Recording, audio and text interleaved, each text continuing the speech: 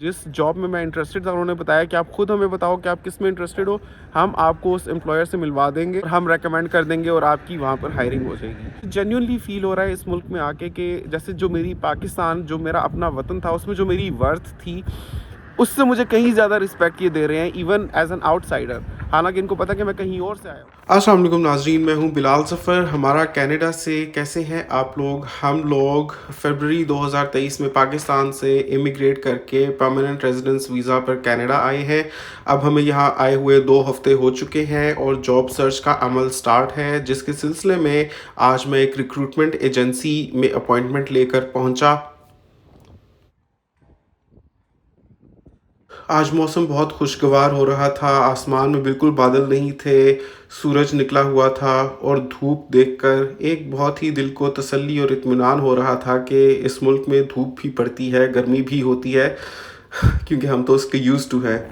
थोड़ी ही देर बैठने के बाद एम्प्लॉयमेंट एडवाइज़र आ गए और उनके साथ काफ़ी लंबी बातचीत हुई। उसका क्या रिज़ल्ट निकला, उसका क्या कंक्लूजन है, क्या पॉइंट्स उसमें से आपको बताने लायक हैं, वो आपके साथ आज की इस वीडियो में शेयर करता हूँ। तो सबसे पहले एक प्यारा सा थम्स अप दे दीजिए।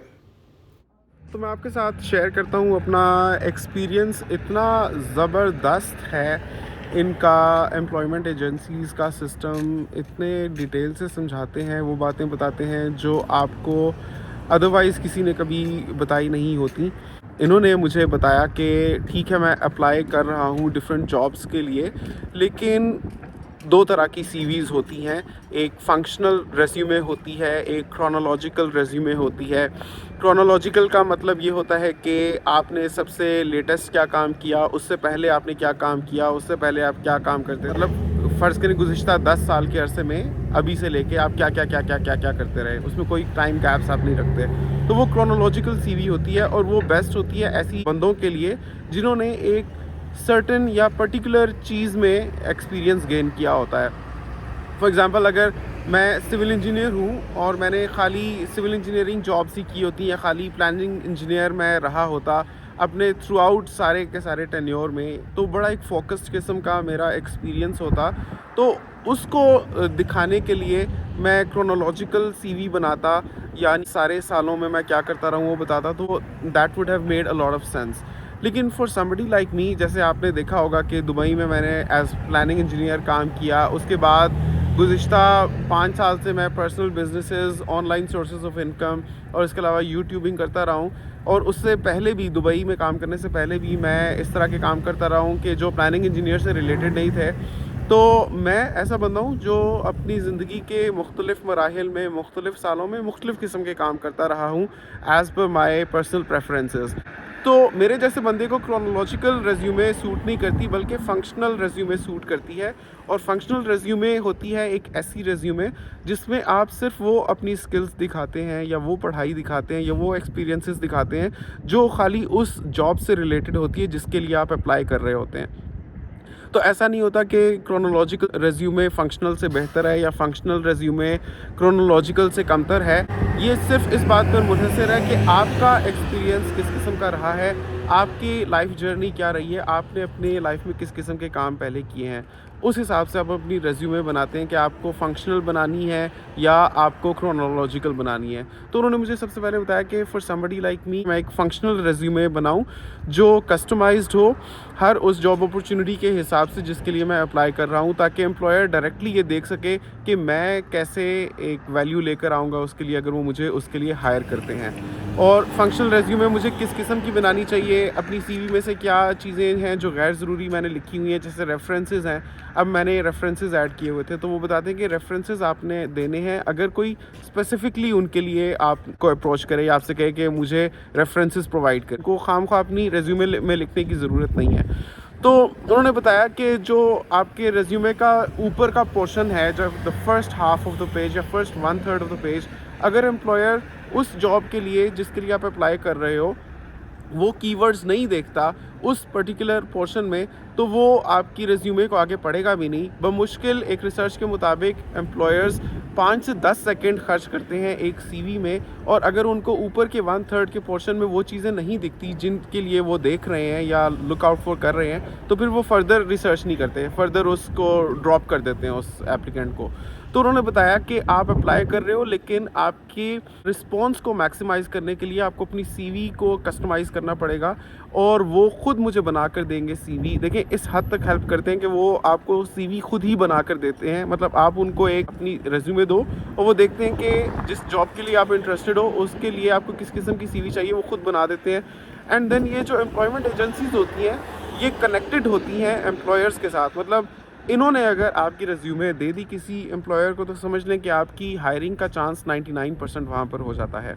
और यहाँ पर ऐसी बहुत सी ज़बरदस्त रिक्रूटमेंट एजेंसीज़ हैं। मैंने तो अभी सिर्फ एक को अप्रोच किया है, and they have gone as far के जिस जॉब में मैं इंटरेस्टेड था, उन्होंने बताया कि आप खुद हमें बताओ कि आप किस में इंटरेस्टेड हो, हम आपको उस एम्प्लॉयर से मिलवा देंगे और हम रेकमेंड कर देंगे और आपकी वहाँ पर हायरिंग हो जाएगी। And this is just one of plenty of recruitment agencies that are available and operating here in Canada, and they are assisting the new immigrants. तो इतने आराम से तहम्मुल मिजाजी से आपकी बात सुनते हैं, इवन दो ये गोरे हैं, ना हमारा कल्चर सेम है, ना हमारी बैकग्राउंड सेम है, लेकिन इतने रिस्पेक्ट से ये बात करते हैं कि जेन्युइनली फील होता है कि इनमें इंसानियत की कदर है। तो एक जो चीज़ मुझे बड़ी अच्छी लगी है कनाडा आकर, जो मुझे महसूस होती है, वो ये है कि यहाँ पर ये ह्यूमैनिटी को बड़ा रिस्पेक्ट करते हैं और वैल्यू करते हैं। एंड डिस्पाइट मैं इनसे दिखता मुख्तलिफ हूँ, मैं इनसे बोलता मुख्तलिफ हूँ, मेरा अंदाज़ मुख्तलिफ है, मेरा कल्चर बैकग्राउंड हर चीज़ मुख्तलिफ है, लेकिन ये डाइवर्सिटी और मुख्तलिफ होने को रिस्पेक्ट करते हैं और उसको वैल्यू करते हैं। यही वजह है कि मैंने देखा है कि इस मुल्क में आप इवन अपने दीन को भी बड़े ही आज़ादी के साथ प्रैक्टिस कर सकते हैं। यहाँ कोई रोक टोक नहीं है, लोग रिस्पेक्ट करते हैं आपको। इवन अगर मैं अपनी कॉन्वर्सेशन में बोल देता हूँ ओके देन सी यू इंशाल्लाह, तो वो चौंक नहीं जाएंगे इंशाल्लाह सुन के, बल्कि दे नो व्हाट इंशाल्लाह मींस गॉड विलिंग, बल्कि वो भी आगे से इंशाल्लाह बोल देते हैं। ये बड़ी एक इंक्लूसिव किस्म का कल्चर है जहाँ पर डाइवर्सिटी को वैल्यू किया जाता है, इंसानियत को वैल्यू किया जाता है। और मुझे जेन्युइनली फील हो रहा है इस मुल्क में आके कि जैसे जो मेरी पाकिस्तान, जो मेरा अपना वतन था, उसमें जो मेरी वर्थ थी, उससे मुझे कहीं ज़्यादा रिस्पेक्ट ये दे रहे हैं, इवन एज एन आउटसाइडर। हालांकि इनको पता कि मैं कहीं और से आया हूँ, लेकिन ये बात करते हैं बड़े तमीज़ के साथ। मतलब मैं दुबई में भी रहा हुआ हूँ, यूएई में भी रहा हूँ, बड़ा अच्छा मुल्क है, लेकिन उससे कहीं ज़्यादा रिस्पेक्ट से मैंने देखा है कि ये गोरे बात करते हैं पाकिस्तानियों से। यहाँ पर locals here they are very polite people और बहुत अच्छे तरीके से बात करते हैं, और बहुत ही ज़बरदस्त रहता है ये सेशन जो एम्प्लॉयमेंट एजेंसीज़ का होता है। मैं समझता हूँ कि अगर आप यहाँ पर वर्क वीज़ा पर आते हैं, या स्टूडेंट बनकर आते हैं, या आप एज ए न्यू इमिग्रेंट आते हैं, परमानेंट रेजिडेंट बनकर आते हैं, लाजमी आप आइए एम्प्लॉयमेंट एजेंसीज़ के पास। वो आपकी पूरी ओरिएंटेशन दुरुस्त कर देंगी, आपका कहते हैं ना एक फ़ोकस आपका दुरुस्त कर देंगी, जिसके बाद आपके लिए जॉब ढूंढ लेना ही बहुत आसान हो जाएगा। So my experience with them has been wonderful. अभी तो मैंने सिर्फ एक को ट्राई किया, अभी तो कितनी और ऐसी हैं जिनका लोगों ने रिकमेंड किया था कि इनके पास ज़रूर जाना, इनके पास ज़रूर जाना, लेकिन मुझे लगता है कि एक ही के पास जाके इंशाल्लाह बहुत ही जल्द मुझे जॉब मिल जाने वाली है। खैर, आपको मैं अपडेटेड रखूँगा और हर चीज़ आपको मैं एक्सप्लेन करता रहूँगा। जस्ट आप मेरे चैनल को सब्सक्राइब कर लीजिए।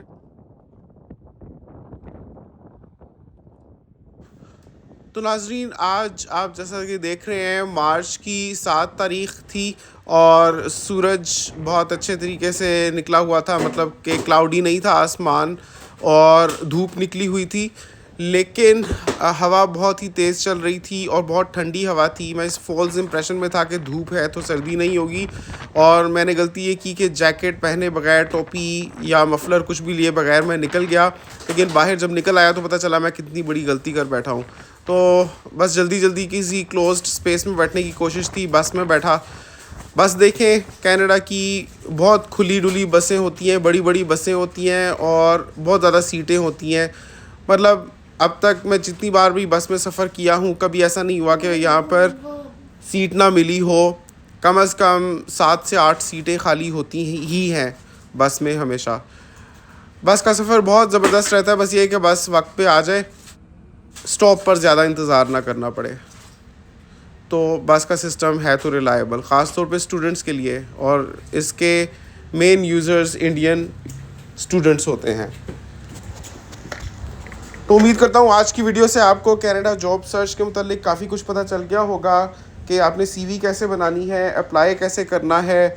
आपको काफ़ी गुर समझ आए होंगे। ऐसी ही मालूमाती और अच्छी वीडियोस के लिए हमारा कनाडा को सब्सक्राइब कर लीजिए। कमेंट्स में माशाल्लाह लिखिए और ये भी बताइएगा कि ये वीडियो आपने दुनिया के किस कोने से देखी है। आपसे मिलूँगा अगली वीडियो में, तब तक के लिए अल्लाह हाफ़िज़।